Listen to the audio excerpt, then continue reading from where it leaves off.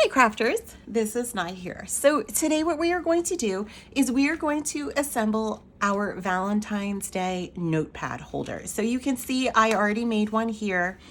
This is a super easy, quick craft for us to create. And so we're going to work on assembling one together. I'm going to be using my art glitter glue here for all of my gluing. I also have my bone folder, my weeding tool, my notepad here. You want to use a notepad that has at least 90 sheets, so it's kind of thick. And I have the wording cut out on vinyl here. If you don't have vinyl, then you might want to go a different route in adding some wording here, maybe with a Sharpie and using, like some calligraphy writing. Or you could just cut out a couple different sizes of the heart and just kind of stack them up on top of each other. That's just an option. I've got my transfer tape, and in order to kind of seal everything together, I'm going to be using my micro dots. You could also use Velcro if you wanted to. That's just another option. I don't want anything that's too sticky or too hard to pull apart when you go to open it. I just want something kind of light, like you can see it here. It's just super light, it's super easy. I want something that will stay closed, but it won't give me a hard time, okay? So that was a big intro for this one. What we're going to do now, though, is we're going to start with our gluing. So for this one, you could go ahead and mix in some pattern and solid cardstock like how I did, or you could just mix in patterns, or you could mix in all solids, or if you wanted to, you could make this even for another holiday or for a different reason. So this is definitely one of those versatile projects here. Now, when you go to place your top sheet down here, what you want to do is just kind of eyeball where you want the center to be.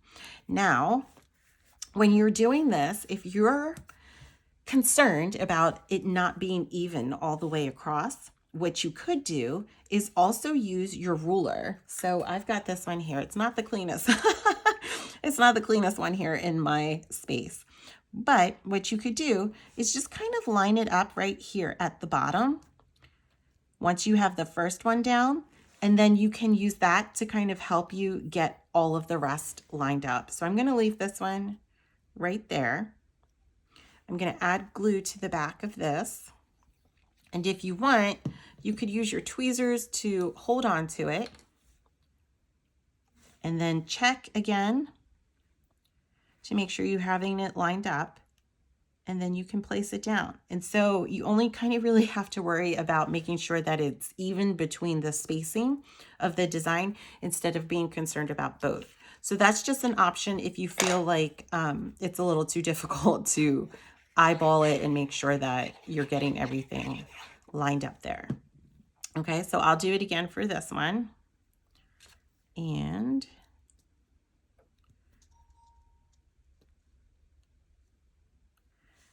then I'm just going to place this one down right about there.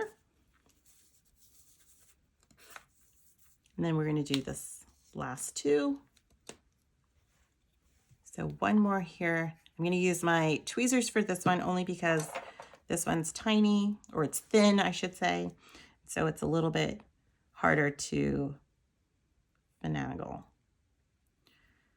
All right. And then just pressing it down. Okay. I got a little quiet as I was doing this. And then for the last one, this one's going to be a lot easier because although maybe this would be the one that you could start with to make sure you're getting it all lined up, but this one's going to line right up there with the heart. And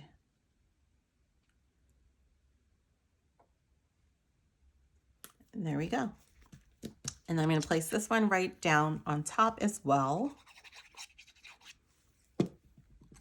And again, you just kind of use the element itself to line it up. See, that one just popped open there. Okay. All right. So now for the final part. What you're going to do is just kind of peel everything up here. You do kind of want to take your time, go a little slowly Don't rush too much because the lettering is indeed small.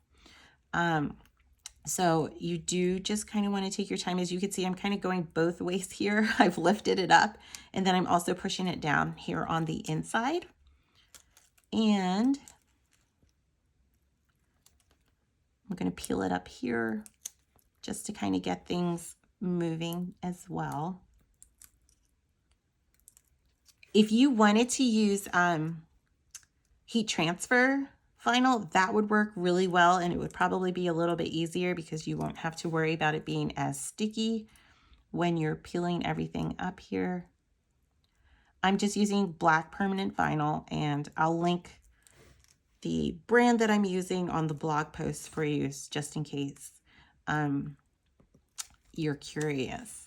But like I said, if you don't have vinyl because you're just a straight paper crafter and you don't use vinyl at all, that's all right. You could go ahead and just leave the wording off. You don't have to have it. I just thought that it would be a little fun. I thought the wording was cute, love notes and checklists.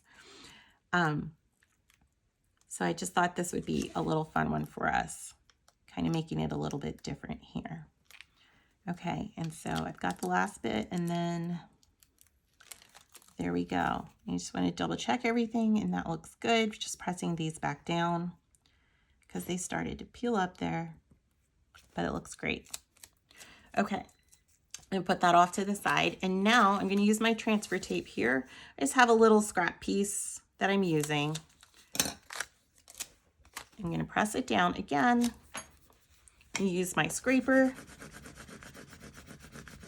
And I probably shook my camera there as I was doing that, but that's okay too.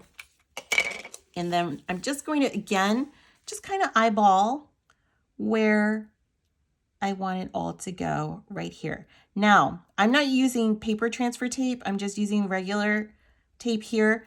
If you want to use paper transfer tape, that would work really well to make sure that you kind of don't rip your cardstock at all. Just be gentle when you do go to peel it off to make sure that that doesn't happen.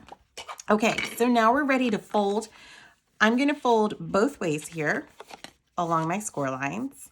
Again, just making sure that I'm getting everything right there on those score lines. I'm going to flip it around now and go to the opposite side. And just folding it both ways to make sure that everything is making a nice, sharp, and crisp angle. And there we go. We can already see how it's popped out. If you are left-handed too, what you could do is you could just flip it and do it the other way. So that way it opens and it goes like that. Okay, so this is one of those ones that if you're right-handed or left-handed, this would work for both. Okay, so when you're ready now, after you've got everything folded, you just want to add some glue. I'm adding glue here. You could use double-sided tape if you wanted to. I'm going to use glue and just add this right here. And then again, just kind of eyeball where in the center you want it to be, and then press it down, and then fold everything there. Then get out your foam dots here. And because I'm using micro, I'm going to use my tweezers just to grab one. And these are so hard because they are so tiny, but they're really great for smaller projects where you just want a little bit of that adhesive. And I'm going to press this down. And then there we go. So just fold it over. And we've created something really cute. This would make for a fun little gift as well. It's kind of neat and it's cute. Okay, so I hope you guys enjoyed this craft. Thanks so much for watching and happy crafting.